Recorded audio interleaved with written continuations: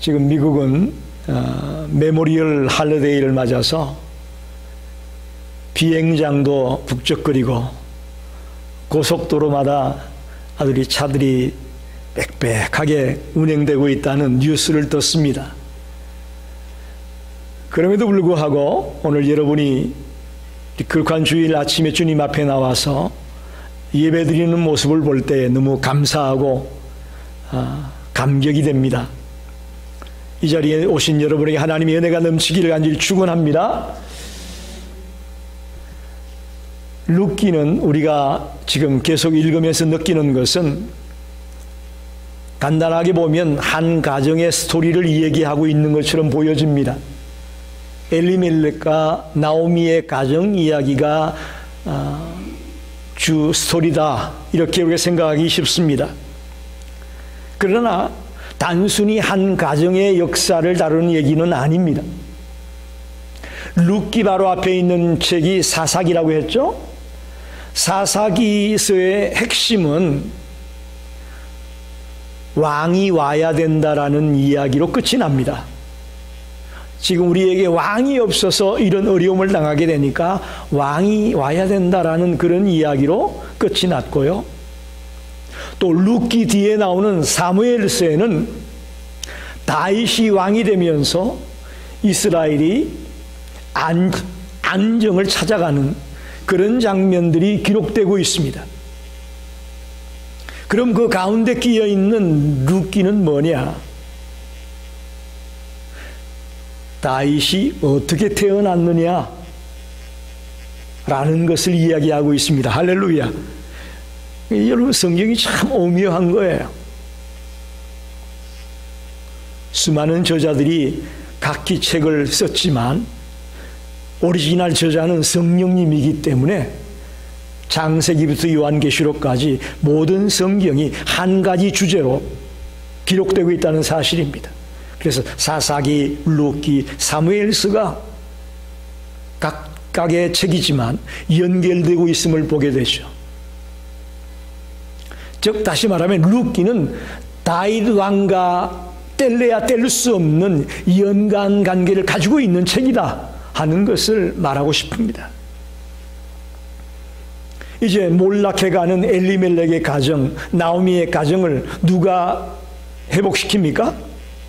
보아스라는 기업물을 짜가, 그걸 히브리어로 고엘이라고 했는데 구속자라는 말과 같습니다. 보아스라는 기업물을 짜가 그 가정을 일으키고 회복시키지 않습니까? 마찬가지로 다윗 왕이 이제 사사시대를 겪으면서 이스라엘이라는 나라가 참 추락하고 말았습니다. 안타까운 지경에 처하고 말았습니다. 그런 이스라엘 나라를 다시 일으키고 다시금 회복시키는 역할을 하는 자가 누구냐? 다윗이거든요.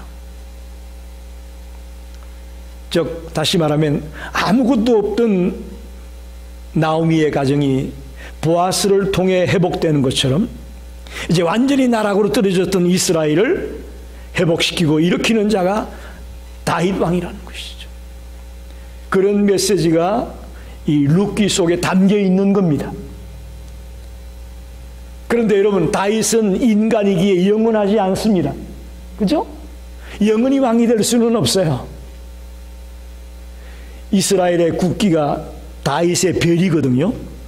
이스라엘 국기를 보면 별이 딱 있어요. 그게 다윗의 별을 상징하는 거예요.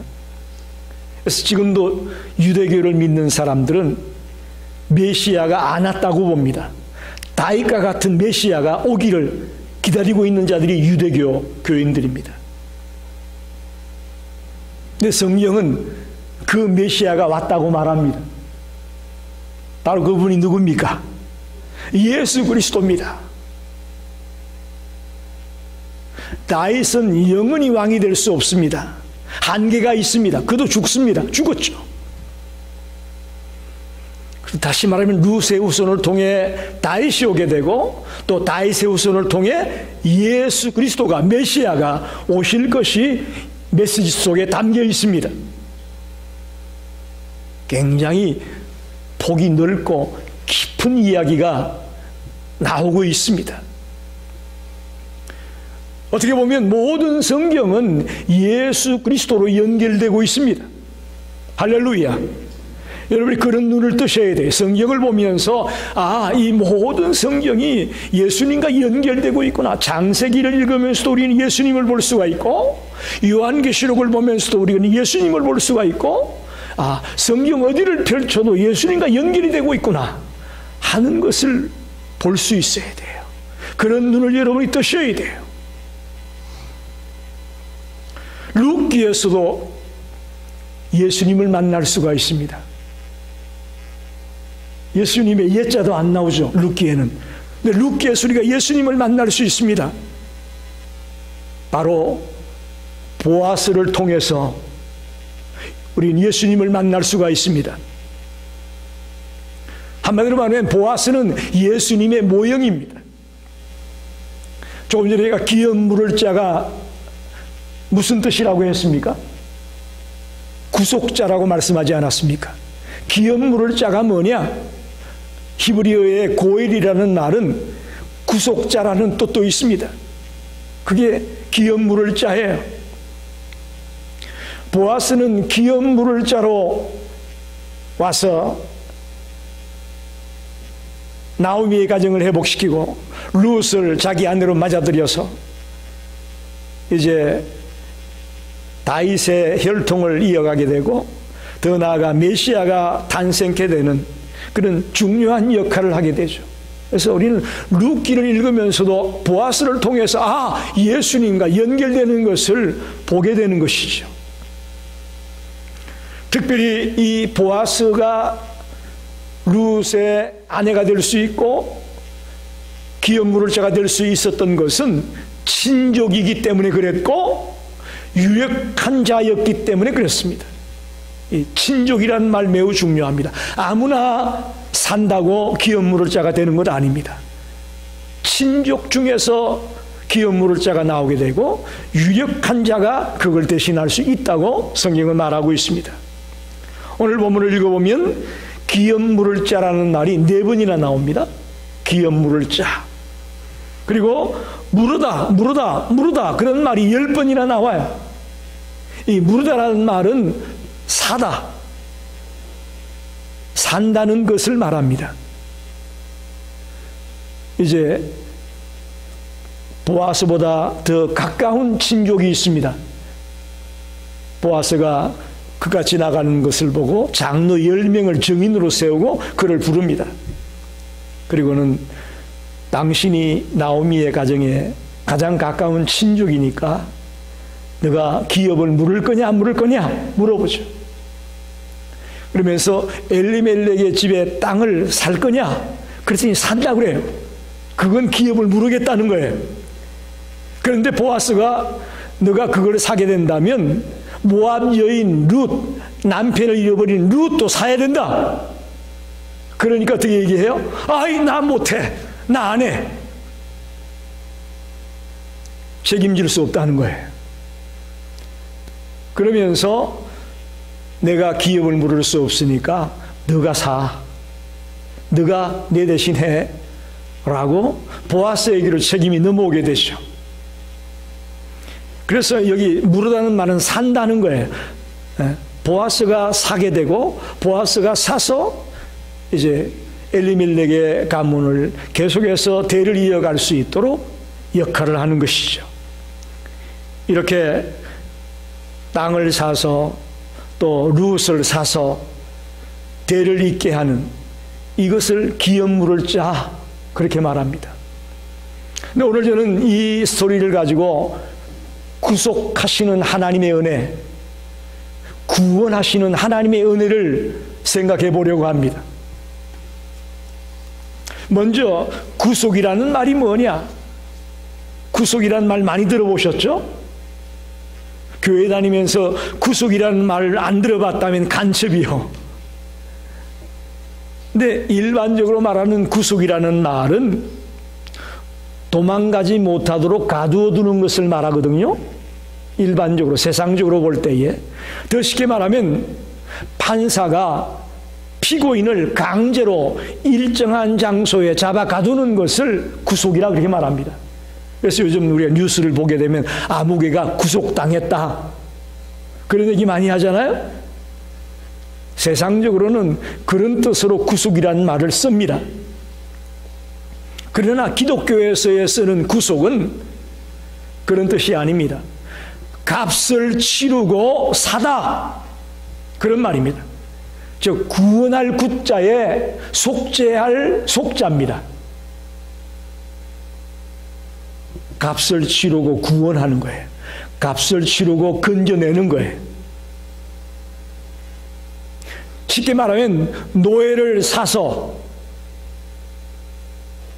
남의 종처럼 비참하게 살고 있는 그 노예를 사가지고 값을 주는 거죠. 값을 치르고 사서 이제 너는 자유인이다 하고 풀어주는 거예요.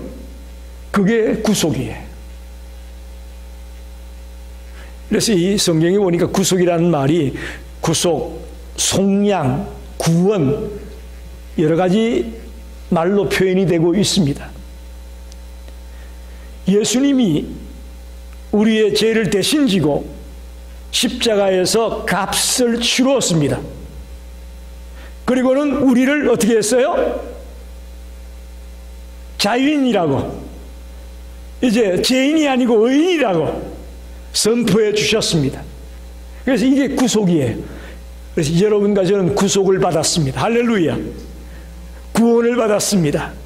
속량을 받았습니다. 우리는 죄로 말미암아 죽었던 자입니다.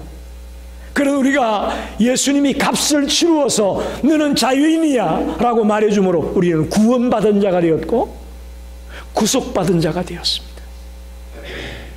로마서 3장 24절을 보게 되면 이런 말씀이 있습니다. 그리스도 예수 안에 있는 속량으로 말미암아 하나님의 은혜로 값없이 의롭다 하심을 얻은 자 되었느니라. 그리스도 예수 안에 있는 속량으로 말미암아, 이게 개역 개정 성경에는, 즉 우리가 보고 있는 성경에는 속량이라는 말로 번역되고 있습니다. 그런데 우리가 전에 읽던 성경책 개역 성경에는 구속이라는 말로 번역되고 있습니다. 구속. 그래서 구속이란 뭐냐? 값을 주고 우리를 사서 해방시켜 주는 것, 자유를 주는 것, 그것이 구속이다 하는 것을 먼저 여러분이 깨닫게 되기를 바랍니다.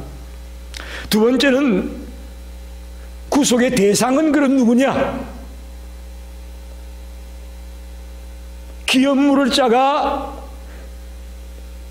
기업을 물러줄 수 있는 대상이 뭐냐 하는 걸 좀 생각해 보려고 합니다. 구약 성경을 보게 되면 기업 물을 수 있는 그 대상이 세 가지로 나옵니다. 첫째는 땅을 구속해 줍니다. 땅. 이스라엘 백성들은 땅의 주인이 하나님으로 알고 있었습니다. 굉장히 중요한 얘기입니다. 오늘날 세상이 이렇게 험악해진 이유 중에 하나는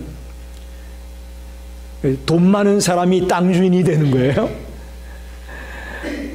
없는 사람은 월세방도 없어가지고, 그죠? 고시촌에서 살고, 미국에도 이 노숙자들이 지내는 쉘터가 있고, LA나 이런 쪽에 가면 그냥 얼마나 노숙자들이 많은지 곳곳에 텐트를 치고 땅 한 평도 없어가지고 그렇게 힘들게 살아가는 사람들이 있고, 어떤 사람들은 뭐 아파트를 수십 채 가지고 있고 수많은 땅들을 가지고 있고, 차이가 어마어마하지 않습니까? 근데 구약에는 보면 이스라엘 백성들에게 있어 땅은 소유주가 하나님이에요. 하나님이에요. 그래서 이스라엘 백성들의 땅은 영원히 잃어버리지 않는 땅이었습니다. 하나님이 각 지파에게 땅을 분배해 주잖아요. 여호수아가 가나안 땅을 정복하고 나서 땅을 각 지파에게 다 분배해 줬습니다. 그런데 살다 보면 어려운 일이 있다 보니까 땅을 팔게도 되죠. 땅을 팔게 된 상황이 벌어집니다. 그런데 놀랍게도 성경을 보니까 이스라엘에게는 희년이라는 제도가 있습니다. 희년. 7년을 안식년이라고 말하는데 그것이 7번 지나가면 49년이죠. 그 다음에인 50년째를 희년이라고 말합니다. 희년. 희년이 되면 잃어버렸던 땅, 빼앗겼던 땅을 원래 주인에게로 다 돌려주게 되어 있습니다. 할렐루야.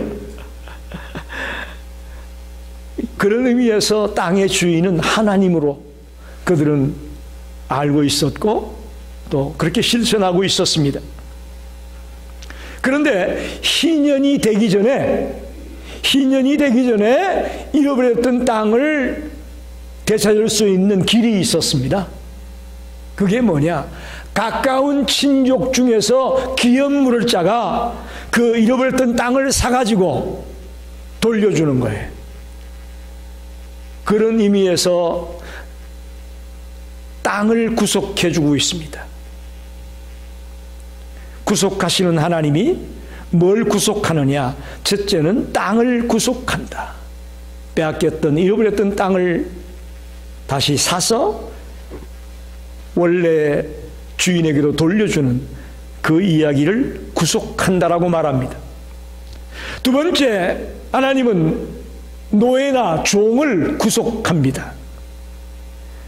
살아가다 보면 피치 못할 일들이 벌어지잖아요.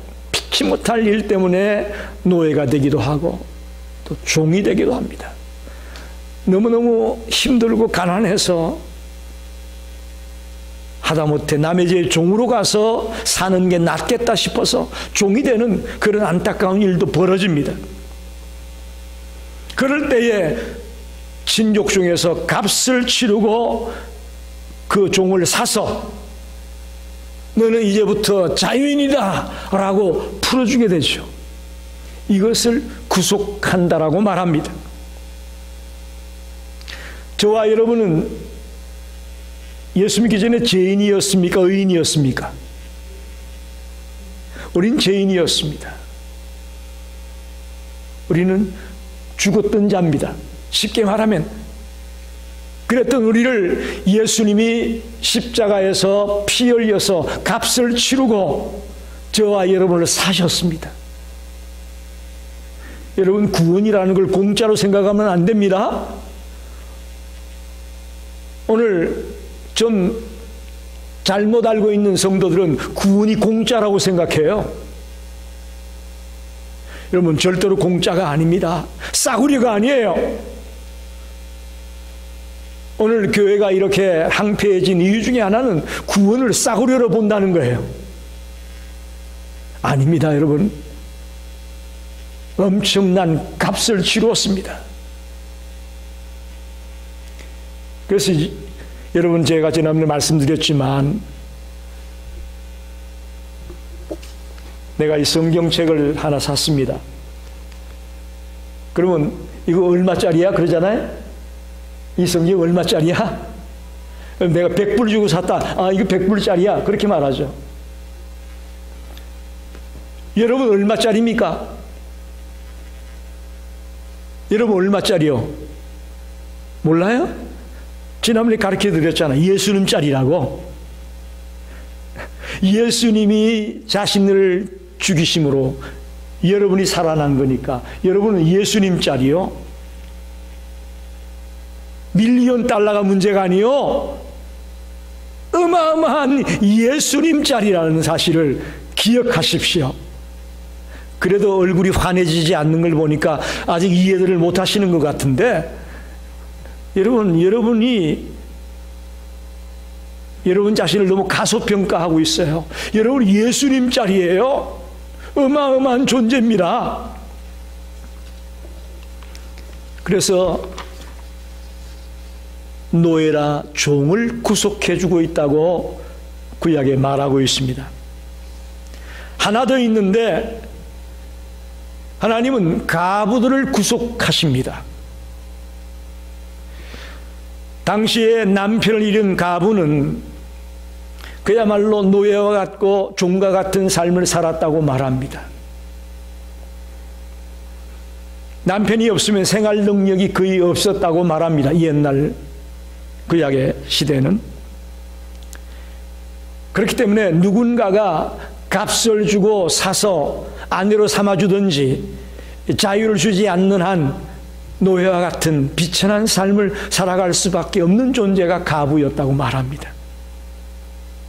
그런데 오늘 보아스가 룻을 사서 아내로 삼았듯이 값을 치르고 사서 자유를 주거나 아내로 삼아주는 그것을 구속한다, 그렇게 말합니다.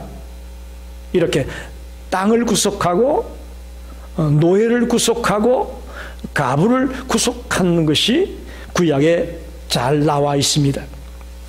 여러분, 그 중에 땅을 구속하는 일은 좀 쉽습니다만은 이 오늘 첫 번째 가까운 친족이 땅을 기업 물으라고 할 때는 한다고 하지 않았습니까? 뭔가 그건 자기에게 이익이 되니까. 그런데 룻을 사서 가부를 사서 아내로 맞아라? 이거는 쉽지가 않았던 것이죠. 여러분, 오늘 룻기 4장 5절 6절을 한번 보십시오. 보아스가 이르되 내가 나오미의 손에서 그 밭을 사는 날에 곧 죽은 자의 아내 모압 여인 룻에게서 사서 그 죽은 자의 기업을 그의 이름으로 세워야 할지니라 하니 그 기업 물을 자가 이르되 나는 내 기업에 손해가 있을까 하여 나를 위하여 물으지 못하노라. 내가 물을 것을 내가 물어라. 나는 물으지 못하겠노라 하는지라, 이렇게 말합니다. 땅을 구속하고 노예를 구속하고 가부를 구속하는 이런 구속의 종류들이 있는데 만만치 않다는 것이죠. 쉽지가 않다는 것이죠. 그래서 가까운 친족은 거기에서 실패합니다. 그래서 기업 물을 자의 책임을 감당치 못하고 포기한 그런 안타까움을 보게 됩니다. 예수님은 그러나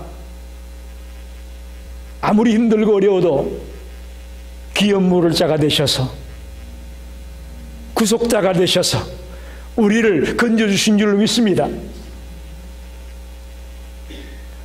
보아스가 자원해서 기업 물을 자가 되므로 그 나오미의 가정을 일으켰던 것처럼 예수님은 여러분 조그만 가시에만 찔려도 우리가 얼마나 아픕니까? 일을 하다가 칼에만 잠깐 비어도 얼마나 아픕니까? 그런데 자기의 몸을 십자가에 매달고 머리에는 가시 멜류관을 쓰고 허리에는 창으로 찔리고 가기 전에는 채찍으로 끝에 쇠가 달린 그 채찍으로 두들겨 맞고 욕을 먹고 침뱉음을 당하고 모욕도 그런 모욕도 없습니다. 그런 끔찍한 일들을 당하면서까지도 기업 물을 자의 책임을 끝까지 감당하셨습니다. 그분이 예수님입니다. 그것이 하나님의 은혜입니다. 마지막으로 생각할 것은 저와 여러분의 기업 물을 자가 예수님이다 라는 것을 말씀드리고 싶습니다. 기업 물을 자에는 자격이 필요하다고 말씀드렸죠. 보아스는 나오미의 친족이었기 때문에 물을 수 있었잖아요. 기업 물을 자에게는 자격이 필요합니다. 첫째는 구속자는 친족이어야 합니다. 친족. 보아스가 룻의 친족이었던 것처럼 우리의 구원자 되신 예수님은 우리의 친족이 되십니다. 어떻게 친족이 되느냐? 예수님은 저 유대 사람이고 우리는 한국 사람인데 우리는 미국 사람인데 어떻게 친족이 되느냐? 라고 말씀할지 모르겠는데, 성경에는 그래서 예수님을 우리의 형제라고 말합니다. 할렐루야. 예수님 우리의 형제라고 말하고 있어요. 우리의 친족이 되십니다. 비록 이름도 성도 다를지 모르겠지만 우리의 형제이기 때문에 우리의 구속자가 될 수 있는 친족이 되시는 분이 예수님을 발견하게 되시기를 바랍니다. 두 번째로, 구속자는 유력자였다고 말합니다. 유력한 사람이어야만 구속자가 될 수 있었다. 유력자라는 말이 히브리어로 이렇게 됩니다. 이시 기포로 하일, 그렇게 말합니다. 이시 기포로 하일.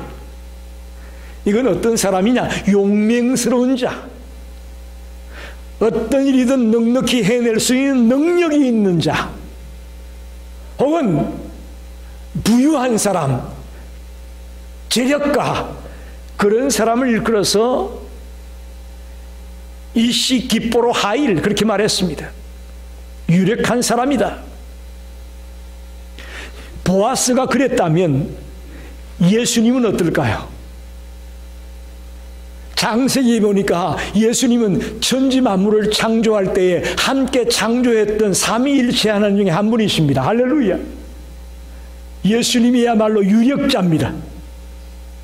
하늘과 땅의 모든 권세를 갖고 있는 분이 예수님입니다. 그런 까닭에 예수님은 우리의 기업무를자가 될 수 있는 충분한 자격이 있음을 믿습니다. 세 번째로, 구속자는 책임을 감당해야 됩니다. 자원에서 책임을 감당할 때 구속자가 될 수 있습니다. 오늘 나오미의 보아스보다 더 가까운 친족이 있었다고 말씀드렸잖아요. 그 친족은 그 책임을 포기했습니다. 책임을 지지 않으려고 했습니다. 그랬기에 그는 기업무를자가 될 자격을 상실하고 말았습니다. 그러나 보아스는 그 사람보다는 나중 사람이지만 스스로 그 책임을 감당하겠다고 자원하는 마음으로 나섰습니다. 그래서 보아스가 기업무를자가 되었습니다. 여러분, 예수님은 어떻습니까?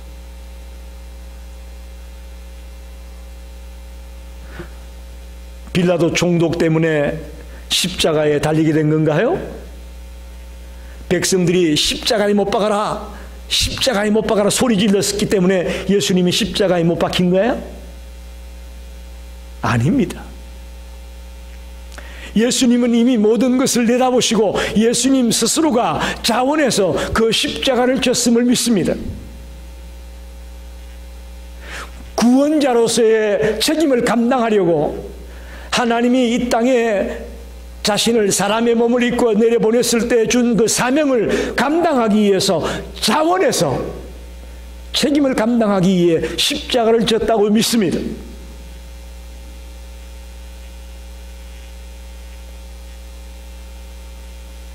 그래서 우리의 기업무를자가 계시는데 바로 예수 그리스도이심을 믿습니다.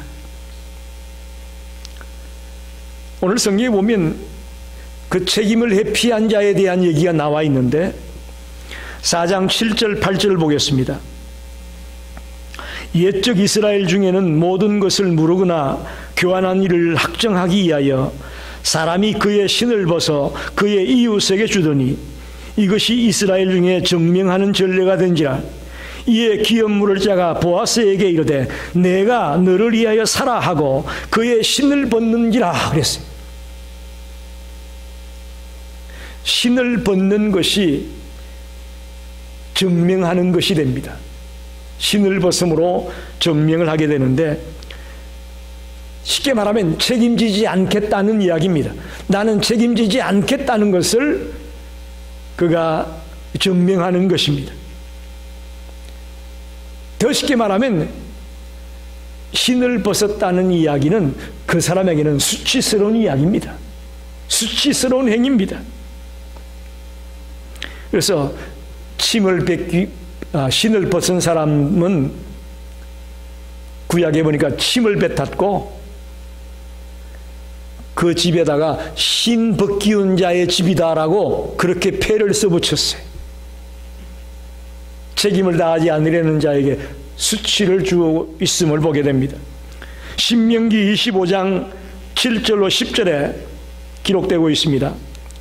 그러나 그 사람이 만일 그 형제의 아내 맞이하기를 절개하지 아니하면 그 형제의 아내는 그 성문으로 장로들에게로 나아가서 말하기를 내 남편의 형제가 그의 형제의 이름을 이스라엘 중에 잊기를 싫어하여 남편의 형제된 의미를 내게 행하지 아니하나이다 할 것이요 그 성읍 장로는 그를 불러다가 말할 것이며 그가 이미 정한 뜻대로 말하기를 내가 그 여자를 맞이하기를 절개하지 아니하노라 하면 그 형제의 아내가 장로들 앞에서 그에게 나아가서 그의 발에서 신을 벗기고 그의 얼굴에 침을 뱉으며 이러기를 그의 형제의 집을 세우기를 절개 아니하는 자에게는 이같이 할 것이라 하고 이스라엘 중에서 그의 이름을 신벗김 받은 자의 집이라 부를 것이니라 이렇게 말합니다. 구속자의 책임이 주어져 있는데 그걸 감당하지 못하겠다고 포기하는 자의 모습이 이렇게 수치스러운 자였다는 것을 성경에서 강조하고 있습니다. 여러분, 영혼이라는 세계에서 이 기업물을 자가 포기한 것을 바라본다면 굉장한 미스테이크를 한 것이죠. 엄청난 실수를 범한 것이 되는 것이죠. 어떻게 보면 가장 불행한 자라고 볼 수 있습니다. 보아스는 다윗의 혈통을 입게 되는 엄청난 영광을 누리게 되어지는데 이 건족, 가까웠던 친족은 그 책임을 마다함으로 말미암아 가장 불행한 자가 되어지고 가장 수치스러운 자가 되어지는 것을 보게 되죠. 이 보아스의 기업물을 자의 모습이 바로 예수님이 우리의 구속자가 되심을 잘 보여주는 말씀이라고 여러분 믿으시길 바랍니다. 말씀을 정리합니다. 여러분, 우리가 겉으로 보기에는 룻이 성실하고 또 시어머니 나오미에게 효성이 지극해서 보아스가 그를 아내로 맞았나 보다 이렇게 생각하기 쉽습니다. 또 마찬가지로 보아스가 참 착하고 유력한 자가 되고 책임을 다하는 자였기에 그런 어려운 나오미의 가정과 룻의 가정을 사가지고 돌봐주고 있구나 라고 생각하기 쉽습니다. 그러나 그건 우리가 겉으로 보는 것이고 그 이면에 감추어져 있는 하나님의 메시지는 우리를 구원하고 있는 하나님의 은혜가 그 속에 감추어져 있음을 믿으시기 바랍니다. 우리 그것까지 봐야 돼요. 그것까지 봐야 돼요. 룻이 이래서 보아스가 이래서 그들이 이렇게 잘 됐구나 그게 아니고요. 그 이면에 감추어져 있는 비밀은요 구속하고 있는 하나님의 은혜가 그들에게 임했기 때문에 가능하다는 것을 우리는 발견합니다. 성경을 한 개 찾아보겠습니다. 고린도전서 15장 10절 말씀인데 매우 중요한 말씀입니다. 그러나 내가 나 된 것은 하나님의 은혜로 된 것이니 내게 주신 그의 은혜가 헛되지 아니하여 내가 모든 사도보다 더 많이 수고하였으나 내가 아니요 오직 나와 함께 하신 하나님의 은혜로라. 쉽게 말하면 사도 바울이 나 된 것은 하나님의 은혜 때문이다. 나같이 예수 믿는 자를 잡아 가두고 핍박하고 때려잡던 이런 어리석은 자가 이렇게 주의 일을 하는 자가 될 수 있었던 건 내가 잘났기 때문이 아니고 또 내가 열심히 했기 때문이 아니고 내가 똑똑하기 때문이 아니고 하나님의 은혜 때문에 오늘의 내가 된 것이다 라는 고백이죠. 아멘입니다. 룻도 마찬가지고 보아스도 마찬가지고 여러분과 저도 마찬가지입니다. 우리가 오늘 여기에 있는 것,